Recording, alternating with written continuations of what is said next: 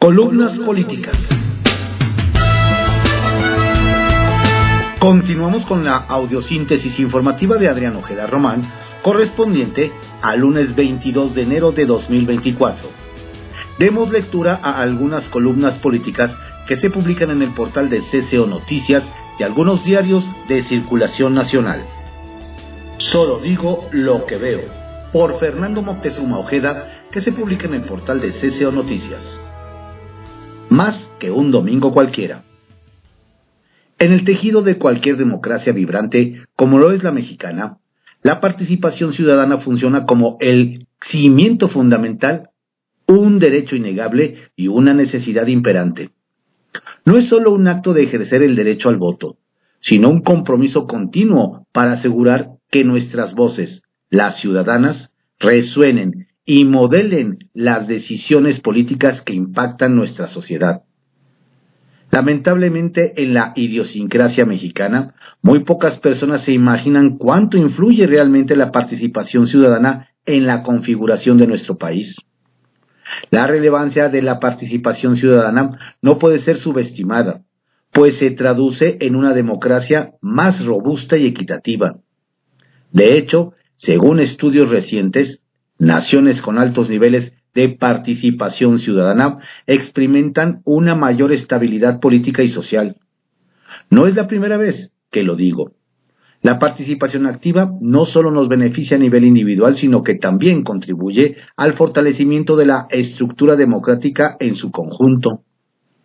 En el contexto específico de México, la transparencia y la rendición de cuentas son esenciales para una gestión pública efectiva. Datos del Instituto Nacional de Estadística y Geografía INEGI revelan que en los últimos años la implementación de medidas de transparencia ha llevado a una disminución significativa en casos de corrupción y malversación de fondos públicos.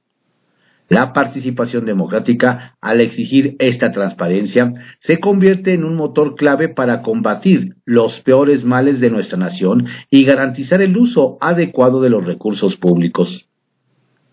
Un análisis de encuestas de opinión revela que el 78% de la población considera que la participación ciudadana es más valorada y fomentada en la actual administración por todos los actores políticos. Además, se ha observado que las políticas orientadas hacia la inclusión de las voces de la población más desfavorecida han llevado a mejoras tangibles en la calidad de vida de dichos sectores. Es crucial entender que la participación ciudadana no se limita al acto de votar cada 3 o 6 años, sino que implica involucrarse activamente en procesos de consulta popular, iniciativas ciudadanas, plebiscitos y otros mecanismos que permitan a la ciudadanía tener un impacto directo en las decisiones que afectan su entorno. Según el Instituto Nacional Electoral, INE, en el último proceso de consulta popular, la participación ciudadana fue del 45%, una cifra alentadora que demuestra un interés creciente en influir directamente en las decisiones políticas, pero lamentablemente aún no es suficiente. Hace unos días, en entrevista con la abogada Fernanda Farías, ferviente promotora de la participación ciudadana y el voto en el extranjero, me comentó: es importante que la comunidad en el extranjero acuda a votar porque es muy relevante que se involucren en las decisiones de nuestro país y a través de su voto también pueden hacer que se les involucre en las agendas legislativas. Hay que involucrarnos en las decisiones de nuestro país para ser tomados en cuenta. Hay que ver quién nos va a gobernar. Hay que evaluar sus resultados. No se quedan las cosas el día de la votación. La democracia no es solo ir a votar, pero hay que involucrarnos más en las decisiones que se toman en nuestro país. Esto mismo que ocurre con las y los mexicanos en el extranjero puede extrapolarse al resto de sectores como las mujeres, la comunidad LGBT+, los pueblos originarios, las entidades rurales y todos aquellos sectores que han sido históricamente marginados. El punto es que ninguna batalla se ganó jamás con apatía y conformismo. Con la proximidad del 2 de junio, donde la ciudadanía mexicana tiene una oportunidad única para hacer valer su voz y voto, es esencial resaltar el impacto real de la participación activa en la democracia. Estudios de diversas instituciones indican que la participación ciudadana eleva la legitimidad de los gobernantes con un aumento del 15% en la confianza de la población en las instituciones democráticas cuando se percibe una participación activa. No obstante, el resto persiste. Lograr que cada ciudadana y ciudadano entienda el poder real de su participación. En los últimos comicios, el porcentaje de participación fue del 64%, lo que indica que aún existe un amplio margen de mejora. Este dato, si bien alentador, señala que muchos aún no han internalizado la trascendencia de su participación. Al desglosar estos números, encontramos que la participación ciudadana es más fuerte en áreas urbanas, con un 72% en comparación con las zonas rurales, donde se reduce al 52%. Este desequilibrio destaca la necesidad de implementar estrategias específicas para fomentar la participación en comunidades menos accesibles. Más aún, al analizar la participación por grupos demográficos, se revela que los jóvenes entre 18 y 24 años participan en menor medida, con solo un 58% acudiendo a las urnas. Este hallazgo resalta la importancia de educar y motivar a la juventud sobre el papel crucial que desempeñan en la configuración del futuro de la nación. La participación ciudadana no es simplemente un acto simbólico, es un motor que impulsa la salud y la vitalidad de nuestra democracia. Los números respaldan la importancia de cada voto, cada voz y cada ciudadana comprometido.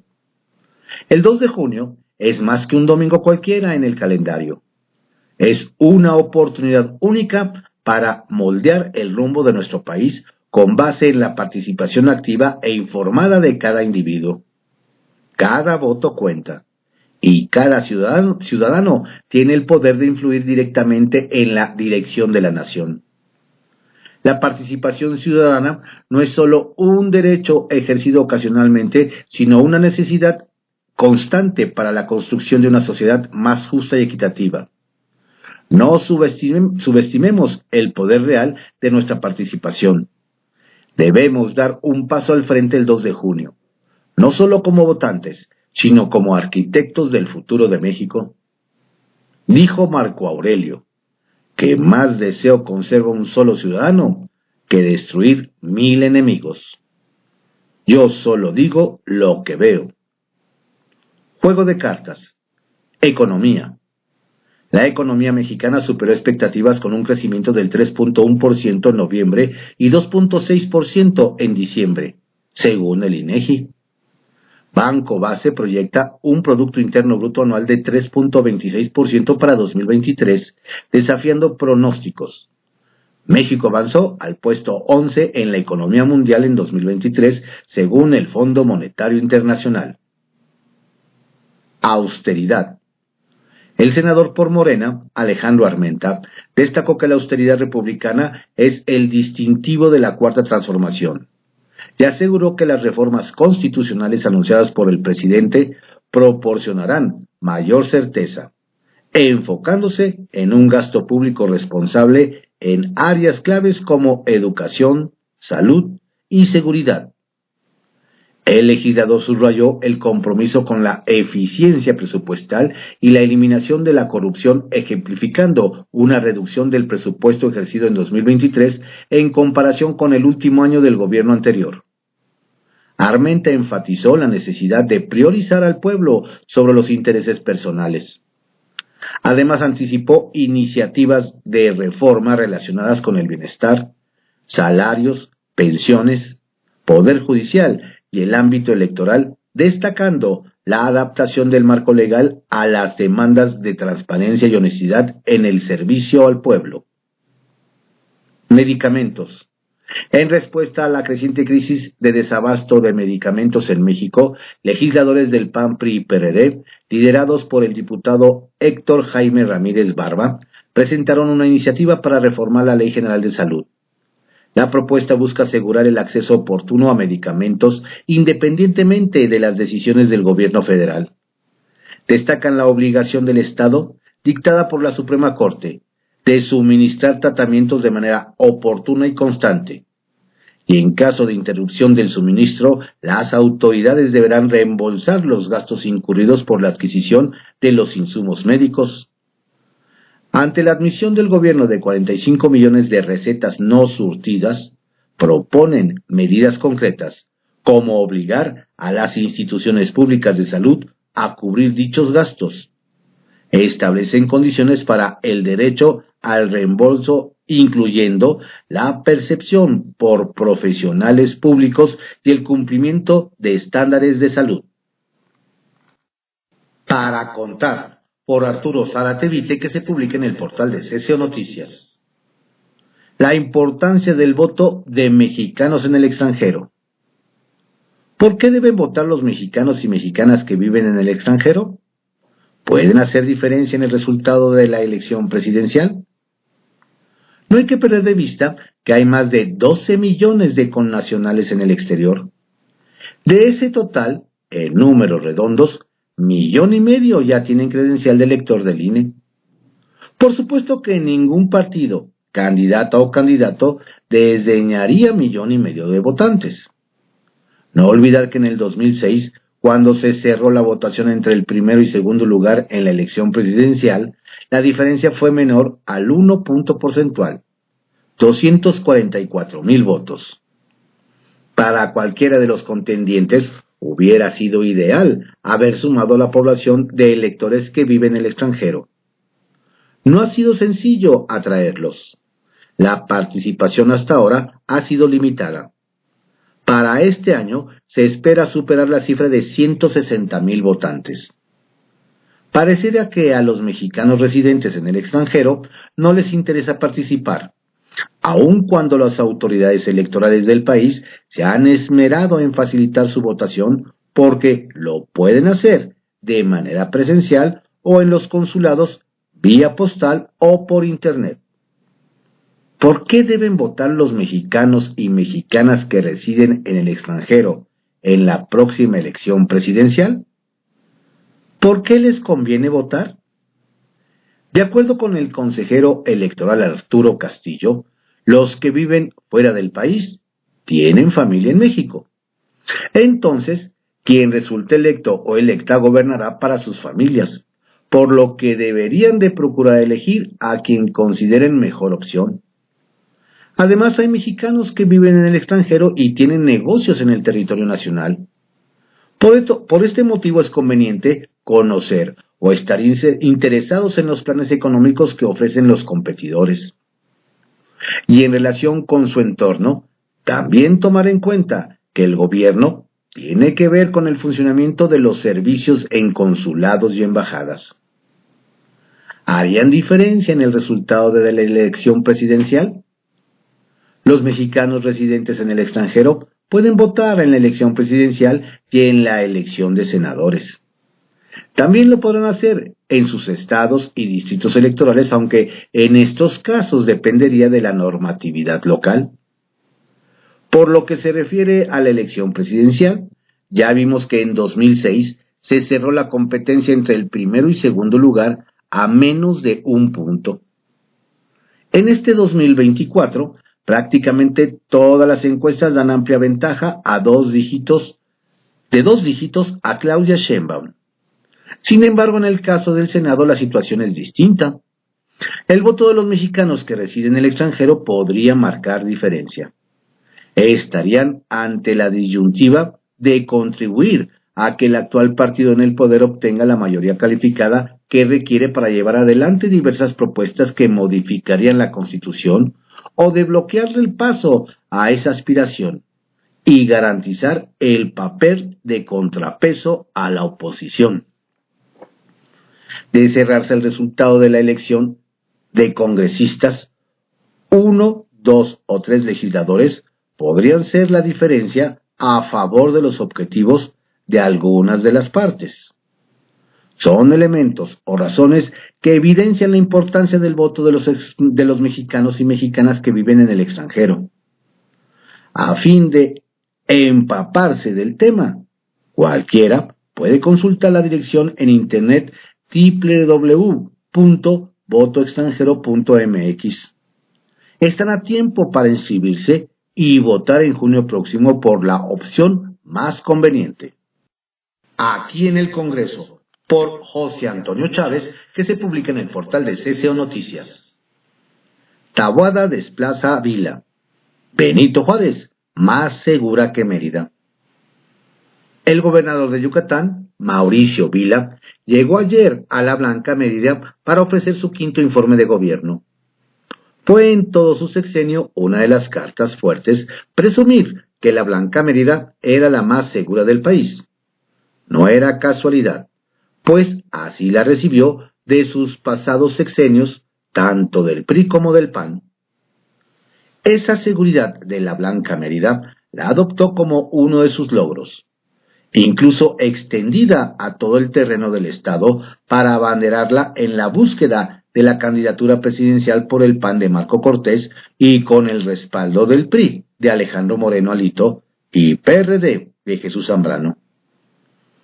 Traía muchos compromisos negativos a sus espaldas y difícilmente lo podría dejar pasar. Vila lo sabía. Hay en su pasado cuentas de contratos como alcalde de Mérida, las acusaciones que comprometió, presuntamente millonadas a través de facturas fantasmas, de esa que se pagaban sin la existencia de las empresas. Sin embargo, ante la negativa de perder antes de competir, le salió la rebeldía y dejó correr que estaba con un pie en Morena, que mantenía buena amistad con el presidente y Yucatán estaba mejor que nunca. Enfrente los morenistas apostaban que podría ser Vila con el ahora candidato de Morena, Huacho Díaz, un paso de estafeta o entrega del Estado como ocurrió con algunos gobernadores priistas, el del Estado de México, el más reciente, con Alfredo del Mazo. La alianza de opositores prendieron focos rojos y atajaron al gobernador rebelde que no quería que el candidato a sucederlo fuera el entonces alcalde de Mérida, René Barrera, que hoy va que vuela para ganar las próximas elecciones. Como premio de consolación, una vez que le leyeron la cartilla, en voz del líder nacional Marco Cortés porque se oponía que fuera panista en alianza con priistas, le ofrecieron un escaño en la Cámara Alta.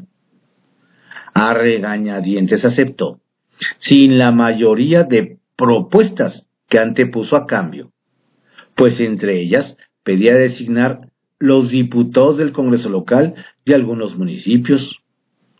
Le accedieron en algunas posiciones, pero no todas. Los priistas están en el juego. Por eso la noticia del INEGI de las ciudades más seguras llegó como una buena noticia al exalcalde de Benito Juárez en la Ciudad de México, Santiago Taboada, porque para nadie es secreto que es de las que benefician altamente a quienes fueron sus gobernados. Que esa alcaldía es la más segura del país y desplazó a la Blanca Mérida, que se fue a la cuarta posición de acuerdo con el INEGI. Esta noticia sin duda es una carambola de tres bandas, como cité. Primero, contra el gobernador Vila, y de paso a la ex jefa de gobierno de la Ciudad de México y presidencial Claudia Sheinbaum, porque va que vuela en arrebatarle a Morena y sus aliados el gobierno de la Ciudad de México. En el 2021, los opositores se recuperaron de la aplastada que les atizó López Obrador en 2018. Al quitarles el gobierno federal, el Congreso de la Unión y una paliza en la Ciudad de México. Los tiempos cambian con la llegada de Alito y Marco Cortés. Se signaron alianzas y le resultó. En esas intermedias le ganaron a Sheinbaum 9 de las 16 alcaldías. Y hoy ese escenario está propicio para que Taboada les gane la elección con un prematuro carro completo en la capital. El efecto puede lograr que se gane también en la Ciudad de México la fórmula al Senado de la República, que hoy preside la morenista Ana Lilia Rivera, y los distritos federales para la Cámara de Diputados que hoy conduce la priista Marcela Guerra. Cabe destacar que ambas presidencias se clasifican con un alto grado de aceptación en el desempeño de sus funciones.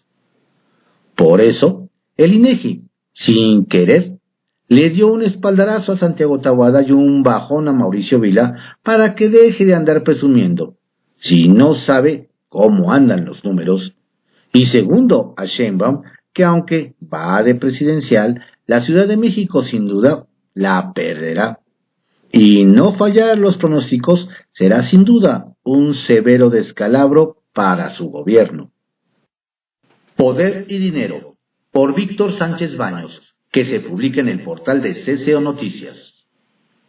Los motivos de Andrés.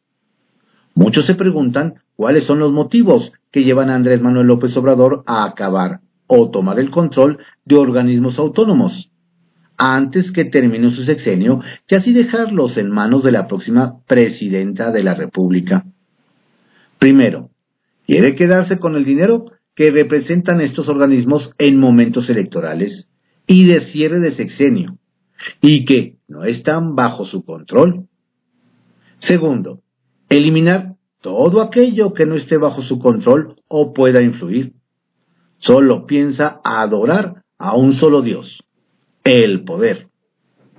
Además quiere controlar la Suprema Corte de Justicia. Lo que busca es asegurar su futuro en libertad. Le importa poco dejarle más herramientas de poder a su sucesora.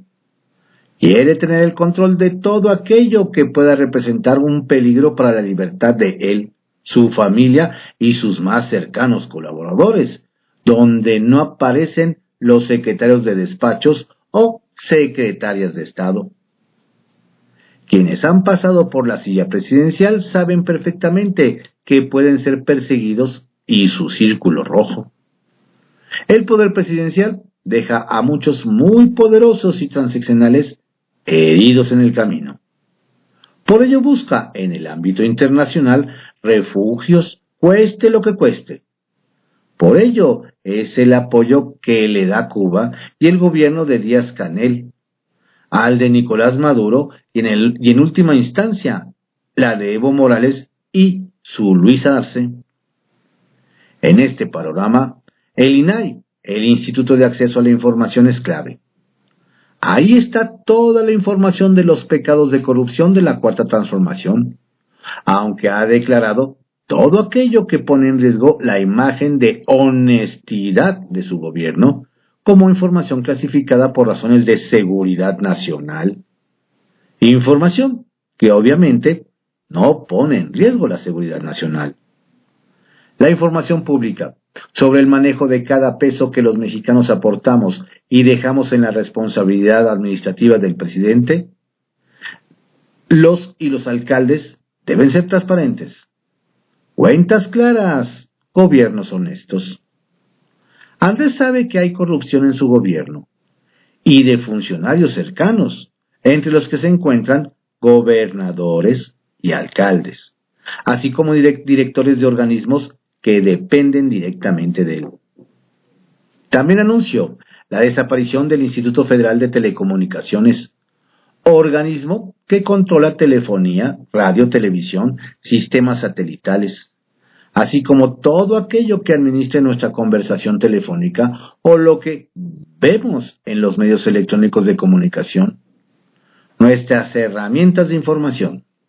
Es el responsable, el IFT, de la revisión de las concesiones de radio y televisión, así como la televisión por cable, para que ellos, que no son de la empatía de la 4 o del segundo piso del gobierno, simplemente le niegan la renovación de concesiones. Así o más claro. Pero además de estos dos, AMLO quiere desaparecer otro otros 8 organismos autónomos, pero exenta a la Comisión Nacional de Derechos Humanos, que es leal a él, y que preside Rosario Piedra Ibarra, quien le ha demostrado lealtad a ojos cerrados. Todos esos organismos los quiere enviar a la administración de la Secretaría de la Función Pública, la Auditoría Superior de la Federación y a la Fiscalía General de la República. Todos ellos leales hoy a López Obrador. Lo único que queda claro es la obsesión presidencial por borrar las huellas de su gobierno y solo dejar aquello que considera positivo para la historia. Desaparecer esos organismos autónomos es institucionalizar la impunidad y la corrupción. Si hay corrupción en esos organismos, como lo dice AMLO, que lo denuncie. De lo contrario sería cómplice. Poderosos caballeros. Campañas. Terminaron las precampañas presidenciales. Sin ninguna diferencia con las campañas normales, los partidos políticos del oficialismo y oposición se dedicaron a hacer proselitismo en todo el país. Esto no solo con simpatizantes y militantes, sino para toda la población. Ahora inicia un periodo de silencio. Sin embargo, vamos a seguir viendo los rostros de Claudia Sheinbaum, Xóchitl Gálvez y de Jorge Álvarez. Utilizarán todo tipo de mañas para darle la vuelta a la ley electoral. Los veremos en espectaculares y en reuniones públicas de sus partidos. El presidente hablará cuantas veces le dé la gana sobre temas electorales. Todo será hipocresía política, democrática y legal. Esto nos obliga a reflexionar sobre un cambio radical que debemos hacer en nuestras leyes electorales, que no busquen perpetuar a los políticos durante décadas en el poder, sino para fortalecer la democracia, una real y no la ficción cotidiana. Los cambios no los deberemos hacer ahora, sino en el primer año de la próxima administración federal, para evitar que impongan reglas que favorezcan al oficialismo en turno. Responsabilidad social y gobernanza. Boeing. SIC, proveedora de sistemas de envasado de alimentos y bebidas a través de 2 programas, Escuela Promesa y Litro a Techo, brindan talleres educativos a más de 100 escuelas para lograr el espacio y transformación de envases multicapa, mediante el manejo adecuado de residuos. Colaboran además Promesa y la Cooperativa de Trabajadores de Pascual, Boeing, de Víctor Jiménez, con un donativo, en alianza con Cadena, organización humanitaria y sin fines de lucro, beneficiaron habitantes de la comunidad de Ahuacatlán en Morelos. Libertad de expresión, por Charly Carreto, que se publica en el portal de Cesio Noticias. El poder de servir se va rezagando. La frase de poder de servir, que ahora es el eslogan del gobierno de Delfina Gómez Álvarez, parece que está siendo rebasado. Y no porque la gobernadora sí lo decida. Desafortunadamente, mucho del personal contratado en áreas de direcciones hacen quedar mal a su jefa.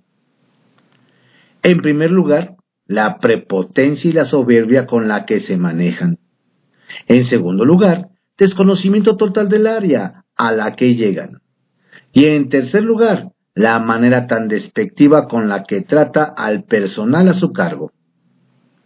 Lo anterior sucede en la mayoría de las secretarías, en donde hasta el personal sindicalizado sabe si seguirán conservando su empleo. Hay que decir que son muchas las quejas que nos han hecho llegar, porque además los directores de área quieren ocultar el desconocimiento del lugar, con descalificar al personal. Gobernadora Delfina Gómez, si quiere conservar la línea de no robar, no traicionar y no mentir que dicta el paracaidista de Palacio Nacional, debe poner más atención a estas denuncias. De salida. Un verdadero desastre la digitalización en el Tribunal Superior de Justicia del Estado de México, ya que la empresa a la que se le adjudicó el contrato para instalar el software denominado Tecnología de Redes y Servicios Informáticos, presuntamente no ha realizado el trabajo. Y esto ha provocado que no haya juicios electrónicos como tanto lo ha presumido el magistrado presidente Ricardo Sodi Cuéllar. Existe un rezago de más de 3 meses en audiencias en el sistema familiar, por lo que al no haber prontitud en las audiencias, muchos niños no reciben la pensión alimenticia. Algunos abogados se han quejado de que no existe la justicia para menores, la cual debe ser pronta y expedita.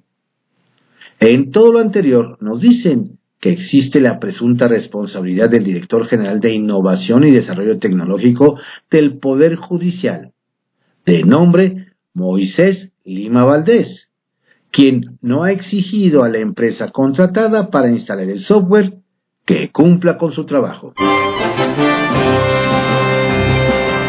Estas fueron algunas columnas políticas que se publican en algunos diarios de circulación nacional y en el portal de cconoticias.info, en la audiosíntesis informativa de Adrián Ojeda Román, correspondiente al lunes 22 de enero de 2024. Tenga usted un excelente día y una estupenda, saludable y fructífera semana. Saludos cordiales de su servidor, Adrián Ojeda Castilla.